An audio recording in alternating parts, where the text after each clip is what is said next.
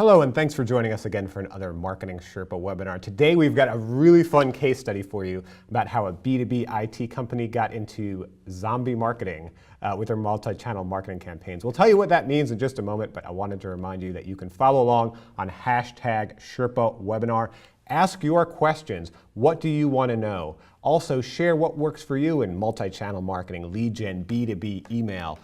And you can ask those questions to a high-performing marketer on every single Marketing Sherpa webinar. We bring in a marketer just like you, one of your peers, not some thought leader, someone who is down in the trenches doing these case studies themselves. And the impressive marketer we have today is Christine Nurnberger, the Vice President of Marketing for SunGard Availability Services. Thanks for joining us today, Christine.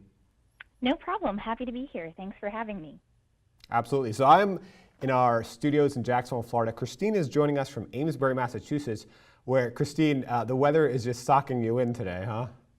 Yes, we are trapped at home, lots of snow, roads are pretty bad, and I'm just feeling pretty lucky that I have my power at this point, Dan. Well, hopefully that power lasts at least for the next half hour so we can bring you this story. So Christine is a well-regarded marketer, and this campaign actually is a winner in the Marketing Sherpa Email Awards, not just the Marketing Sherpa Email Awards. I know also Marketo Revy, a Gold Stevie Award, and I think in B2B Magazine it was also one of the best B2B campaigns. So we're really glad to have Christine here today. So as you follow along, we'll also have a lot more content we're sharing through #SherpaWebinar. There is the full written case study with Christine about this effort and some more content that you will probably find helpful. So again, tune into #SherpaWebinar. But with that, let's just dive into it. Christine, can you give us an idea of the services that SunGard provides and the challenge that you were faced when you came on? Sure. SunGard has actually been around for 30 years. We were born out of the oil and gas industry and originally focused on disaster recovery services. Our business has evolved as business relies on IT all the time now. Any downtime, any issues around recovery, they're simply not acceptable anymore. So today, SunGard Availability Services focuses on advanced recovery services, but also managed hosting, production, and cloud services, basically helping sure that businesses can keep their IT always on, all the time, so that there's no impact to revenue or business in the event of an outage of any type. When I joined SunGard about 2 years ago, I think it was a very typical situation where there was a lot of friction between sales and marketing. Marketing was working really hard, doing a great job. They were gold with generating 6,000 quote-unquote leads, and sales was extremely frustrated because the leads were not really ready to be called by a sales rep. They were more like a warm contact than a lead that was truly ready to move into a buy cycle. So the marketing team, while they'd worked really, really hard, just wasn't seeing that impact on pipeline or revenue that we need to see as B2B marketers, because the goals between sales and marketing were really misaligned. Yeah, so it sounds like you were faced with this classic question, what is a lead, right? You had to deliver 6,000 leads, but what did you really have to deliver? Well, that's exactly it. So the first thing that I did when I joined SunGard is sort of reestablish the terminology and the service level agreements between marketing and sales. So I signed up for a quota, a contribution to pipeline, and a contribution to revenue, both in terms of the number of leads and as well as the dollar value. And what we established was a process whereby I agree that when we pass you off a lead, Mr. Sales VP, it's going to be qualified for budget, authority, need, and timeline. On your side, Mr. Sales VP, you can accept that lead, you can reject that lead and give us a reason why, you can put it into a nurture stream, but when you accept that lead, it's going to go right into the pipeline, because that's the handoff.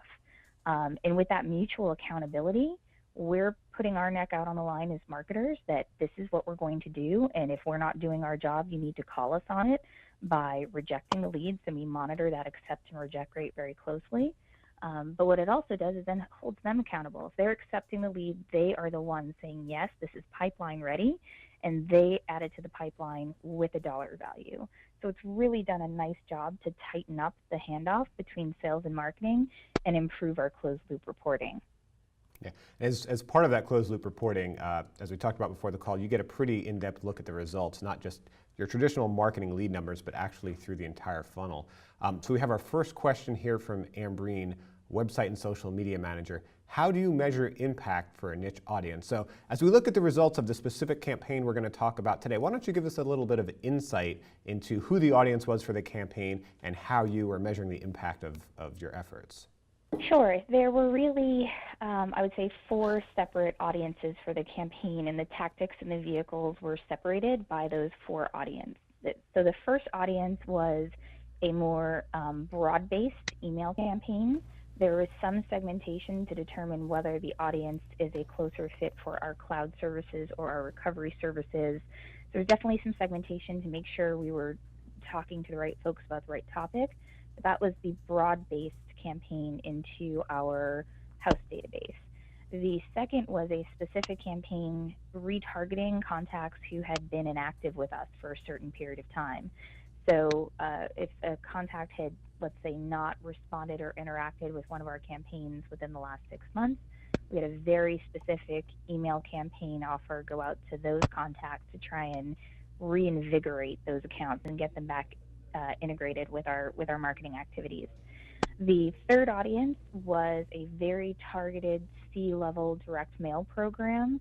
These were, very specific targets selected hand in hand with sales, and accounts that we were either dying to get our foot into for a preliminary discussion, or accounts that were pretty late in the sales cycle, and we needed an excuse to kind of get back in front of them before the end of the quarter to help push that deal over the line.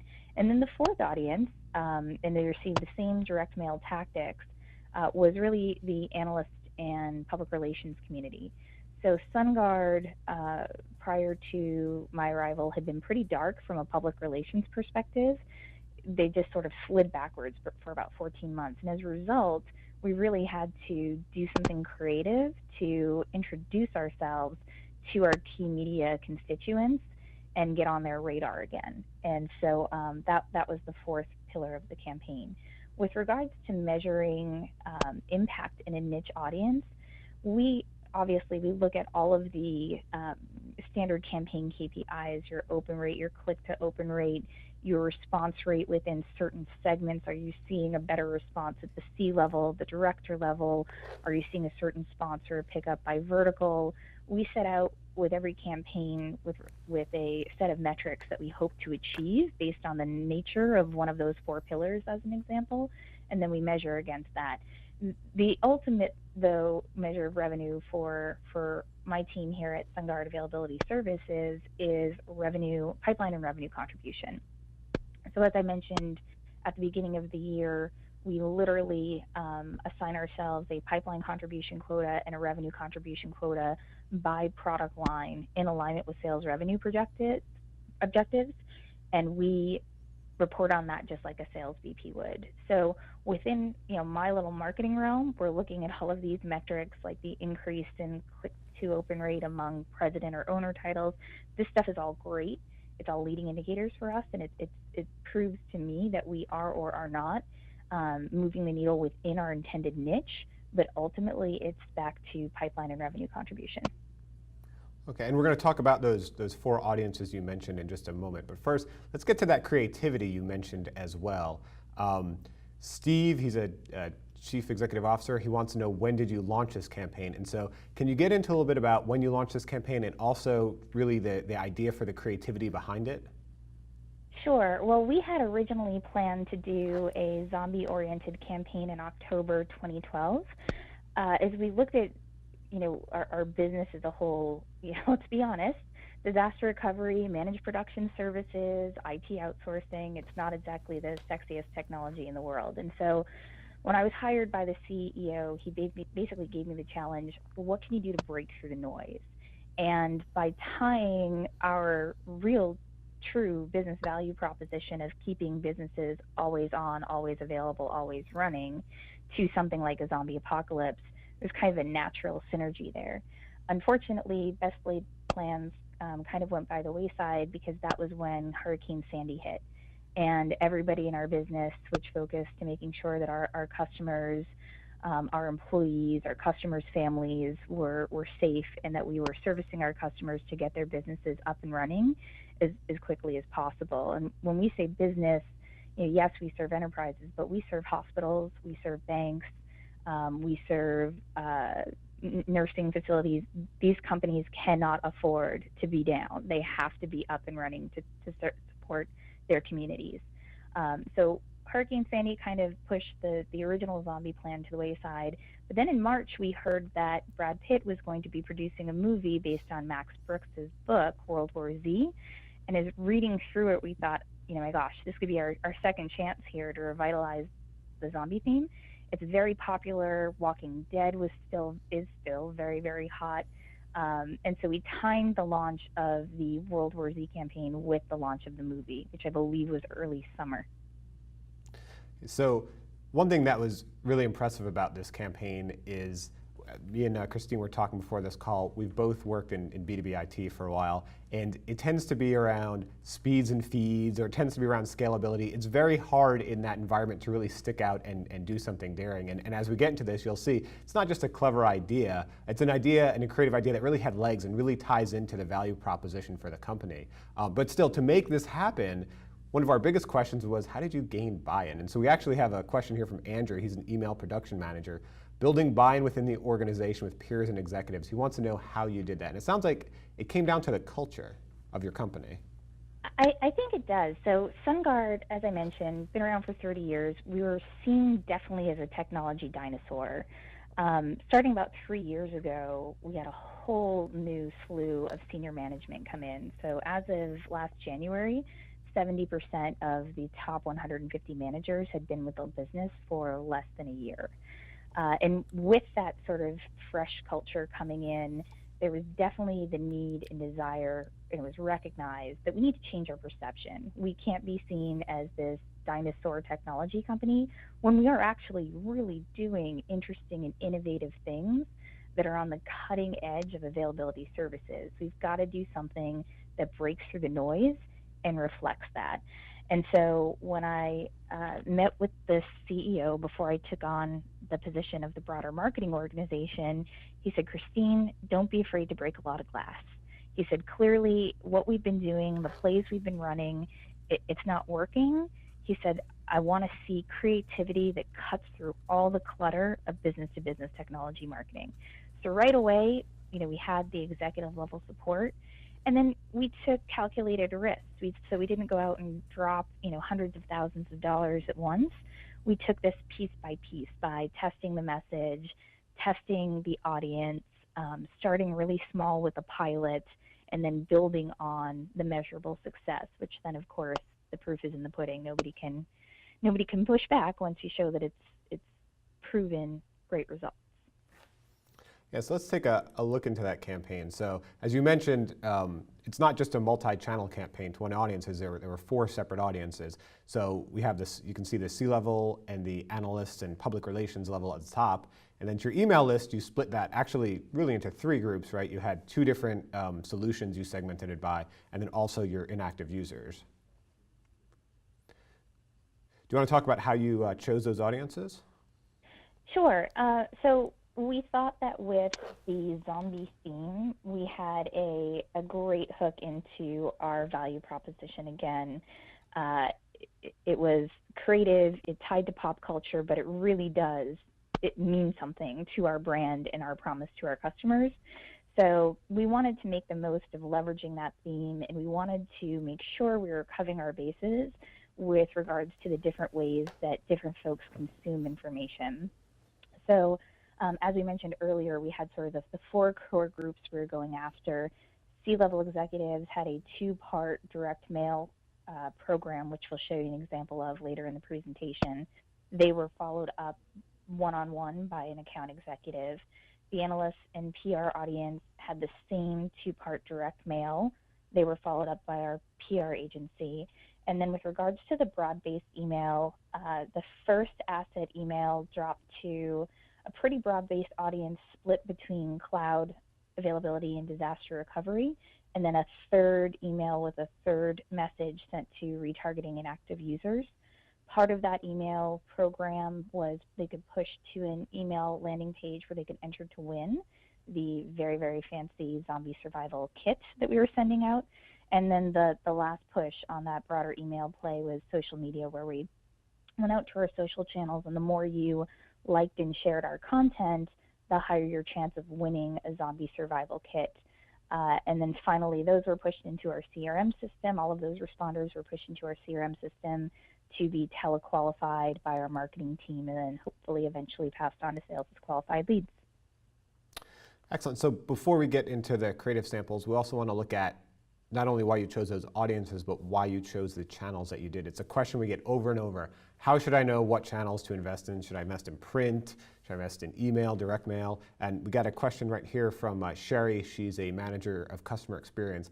How to determine when to email, when to direct mail, et cetera. So we have what we have on screen looks a little bit complex, but can you give us just a brief overview of how you decide which channels to invest in and how you measure their success? I know it looks complex whenever you pop up a Visio diagram, but I would say it's down to three things: testing, testing, and testing. And no two businesses are alike. And I know that sounds like a cop-out answer, but it really is what it takes to optimize your program. So what the diagram is showing here is sort of this yes-no chart based on an action that a prospect takes to engage with us, or if they don't take an action, how they progress into the next cycle of a nurture series. And at every step of the way, with every subject line, we're doing A/B testing. With every banner ad, we're doing A/B testing. With every asset, we're doing A/B testing.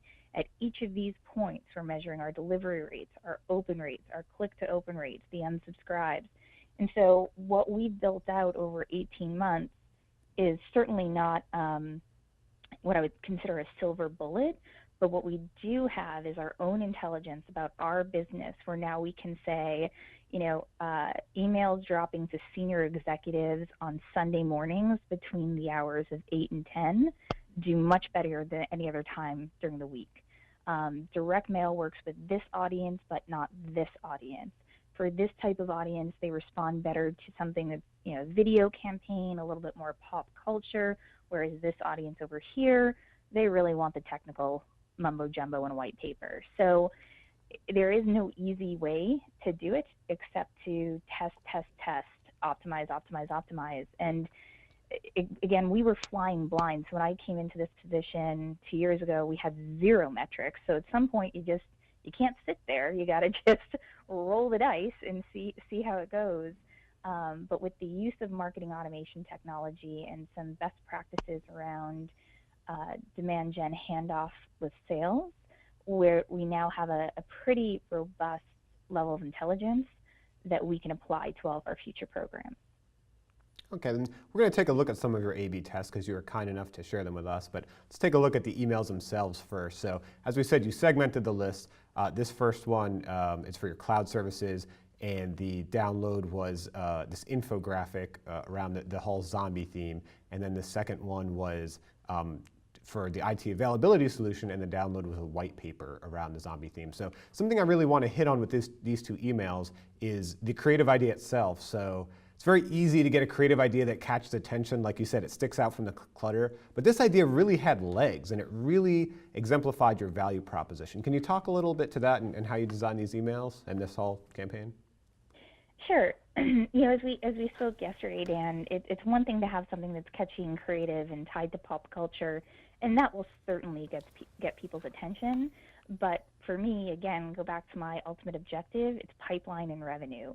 And so when we're looking at how can we break through the glass, but in a way that actually really ties back to our value proposition, zombies seem like a great fit. What better way to test your business continuity plans than to see if it can survive a zombie apocalypse? I joked 2 weeks ago, our company's on Gmail. Gmail went down, and people thought the world was coming to an end. Imagine if you tried to go to your ATM and withdraw money and your bank system was down, or you tried to, you showed up at the airport and you couldn't board your flight because their computer system is down. These things happen every single day. and they cost businesses millions and millions of dollars. And so the zombie apocalypse threat, whether it's real or fake, was a really nice tie-in to the main point, which is your business needs to be always on. You can't afford to be down. So you've got to be thinking of, next acts of nature, floods, fires, but also Tom, Dick, or Harry tripping over a cord in your server room and bringing down your customers. And so the zombie apocalypse is really a nice metaphor for that. And I thought it was a huge win. We're a very conservative company, but we actually got our legal team to agree to let us say that we would back our SLAs in the event of a zombie apocalypse. I thought it doesn't get much better than that. That's awesome. And if Tom, Dick, or Harry are zombies, I'm sure they're much more likely to trip. The zombies don't seem to be too dexterous, so they might be knocking things around in data centers. So you talked about A/B testing. Right now, feel free on GoToWebinar, on #SherpaWebinar. We've got subject line A, subject line B. Let us know which subject line you think won this A/B split test. Subject line A, cloud, zombies, get expert help to ensure your survival. Subject line B, ensure your survival, integrate a highly available cloud. So feel free to use the GoToWebinar platform, #SherpaWebinar. Let us know which one you think won. We're going to reveal the results in just one moment, but first I wanted to mention that MarketingSherpa's email summit is coming up. It is just around the corner. We're going to have Christine there presenting much more about this case study. You'll also be able to hear other award-winning case studies. It's going to be February 17th through 20th at the Las Vegas Strip's newest hotel, the Aria Resort and Casino. It's going to be beautiful. And it's also your last chance to save. If you purchase your tickets by tomorrow, you'll be able to save $100 on your summit ticket. So that offer expires tomorrow. Grab your tickets today. You can use marketingsherpa.com/ES2014 to get that discount. But with that, let's see. We have Imran says A, Marcia says A, Dominique says A, Ann says B, Ron says A. So seems like a lot of people are voting for A, and the winner is? Very good. We've got a very savvy audience today. You want to tell us a little bit about, Christine, why you think subject line A won, what your hypothesis was there? The hypothesis was, again, building off of the hype of World War Z. Remember, this was just as World War Z was hitting theaters, and you literally could not flip on the TV or hit an entertainment webpage without that World War Z trailer showing up. And that trailer sort of included that helicopter imagery. And so I think the zombies, again, just spurred the open rate to be a little bit higher. Excellent. Now, here's another example, A/B split test. The banner is what was tested this time. The banner image, either the zombie or the helicopter. And I will just get right to it and leave less and not make you vote this time. But what won and why did it win, Christine? I think the guy with the creepy eyes freaked people out. Yeah, it was a zombie, but you got to think about what will people think when they open the email and see that. I can't take credit for it, but I was just reading an article this morning about how there's no such thing anymore as B2B or B2C marketing. It's human-to-human marketing. And I think, at least in my little world of B2B technology, I'm seeing that more and more. And this is a perfect example of somebody not wanting those creepy white eyes staring back at them from their PC. Yeah, I totally agree. And when I was in B2B too, we always felt like you are actually writing and marketing to humans. And keep in mind, humans have their own hopes and fears and dreams aside from what they're doing at work. And I mean, I think that the zombie example is a great way. One, as you said, you scared some people with what's staring back at them, but also to tie into something that these are human beings outside of the job, and they might be interested in World War Z or zombies or anything else like that. So we have another question here from Phyllis. What are best practices for analyzing third-party channels? So this was mostly to your own audience, right? Why did you focus on your own audience and not bringing in any other paid media? I think timing came into that. Timing and speed to market absolutely came into that. So we originally cooked up the idea late March. So in order to get this ready and executed well by the time of the World War Z launch, there were only so many channels we could pick, and we wanted to put our eggs in the baskets where we feel like we were going to get the most return. We do a lot of content syndication. We do a lot of marketing with third-party channels. And I'd say the same rigor around optimization and testing applies with any third-party channels. We've been pretty successful in negotiating down to specific types of leads with our vendors that we pay per, cost per lead.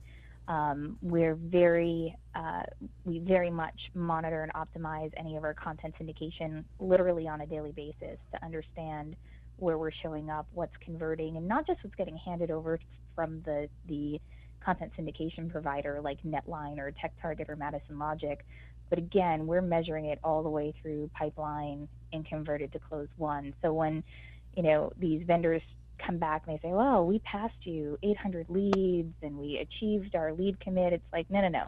Doesn't matter. What we're focused on is the leads that actually make it to qualified pipeline and then qualified converted opportunities. We hold those third-party vendors to the same standards that we hold our own campaigns to, and really manage them pretty much the same way. Excellent. What you see here was the retargeting email. Like we said, that was kind of the third email channel they went out to. And there was also a landing page for a registration form where people could sign up to win an actual zombie survival kit from that email. And we have a question here from Anne. How can you quickly repurpose content across multiple channels? And the interesting thing was, what they were signing up to win was actually your direct mail campaign to the C-level executives, right? Right, exactly. So we saw so much popularity around the direct mail program. We thought we had some extras, we created some extras. We might as well open it up to a broader population and give folks the opportunity to win one of these zombie survival kits. And the response was crazy. People were clamoring to get their hands on these zombie survival kits. So it was pretty fun to see. So you had a flash drive, and this had a custom video actually that talked specifically, named the person that received it, and told them they were about to get a zombie survival kit. And then step 2 was a zombie survival kit with some more content reuse here. As you see that brochure, that was actually the white paper that people could download from the email. But I want to talk about one more really clever content reuse you had. You took this same direct mail piece and you used it for your AR and PR outreach, and you want to tell us a little bit about the results with that? Sure. So as I mentioned earlier, after a pretty quiet period of SunGard public relations and analyst relations activity, we really need to do something to get back on the top of the radar of our key media and analyst constituents. So again, this was very, very targeted, looking at the key publications, the key reporters within those publications that we wanted to be able to get in front of, and the response was fantastic. Rachel Dines, who's a key analyst for us from Forrester, was tweeting about it. John Morency from Gartner, another key analyst for us, was tweeting about it. It landed us an interview for 3 of our customers in the Wall Street Journal. It was a great tool to just get back in front of people that hadn't heard from us. We literally got feedback saying, I remember SunGard Availability Services, but I don't quite recall what exactly you guys do. So it was a really fun campaign and a great way to get in front of that audience. And I think the other reason it worked well, a lot of the reporters said it has been so long since they got a hard copy media kit, because direct mail has just gone by the wayside, that just to receive anything in a big cool box got their attention. Yeah, think outside of the digital box, right? So we had a question here from Jack. How did you engage your PR agency to follow up with prospects after the 2 direct mailers? That was key, right? After they received the actual direct mailer, then there was some specific follow-up, much like the sales team followed up with the C-level executives. Yes. So the PR firm helped us with the targeting. So they were working with us hand in hand to determine the right reporters and the right publications.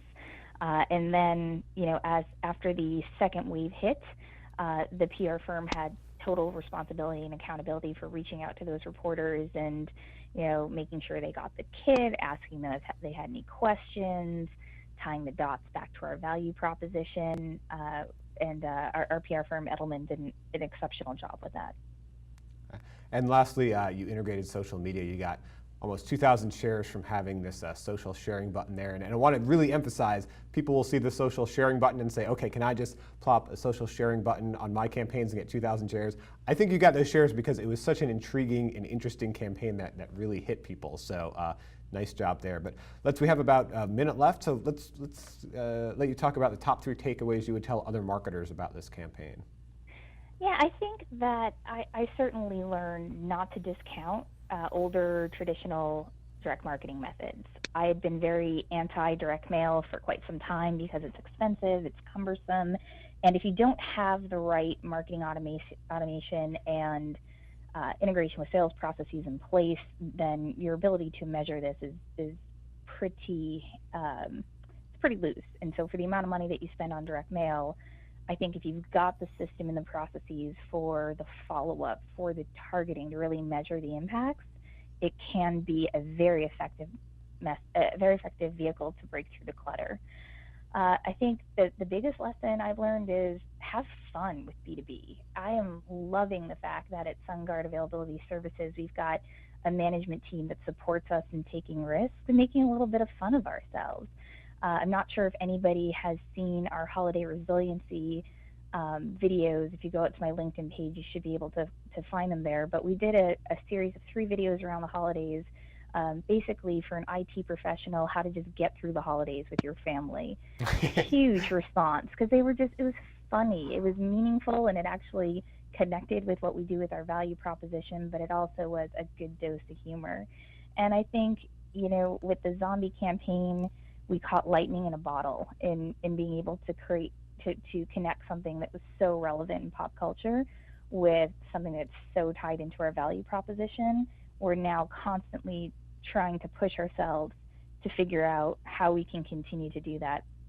And sometimes, unfortunately, you have to react and do things on the fly based on stuff that's happening in the media or the entertainment world. We just completed a video parody of What Does the Fox Say, but we did it from the perspective of what does the boss say, the boss being the CIO. And so, sometimes you just have to hop on those cheesy bandwagons when they exist if you've got something creative and fun to do with it that ties back to your business. Oh yeah, and it's just such a great example. You didn't pay any money to sponsor the World War Z movie. Just a great example of what David Meerman Scott calls newsjacking. So Diana wrote in to say, just want to say what a great campaign. It certainly was, Christine. Thank you so much for spending the time to prepare for this webinar and for joining us today. Thank you so much. And I'm on LinkedIn, I'm on Twitter, happy to answer questions at any time.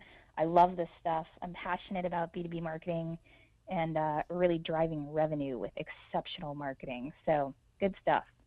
And hopefully people can meet you at Email Summit too. And I'm glad to say your power lasted the entire 30 minutes. I hope that bodes well for the rest of your day. And thanks to everyone else who tuned in, and you can see many more case studies at MarketingSherpa.com.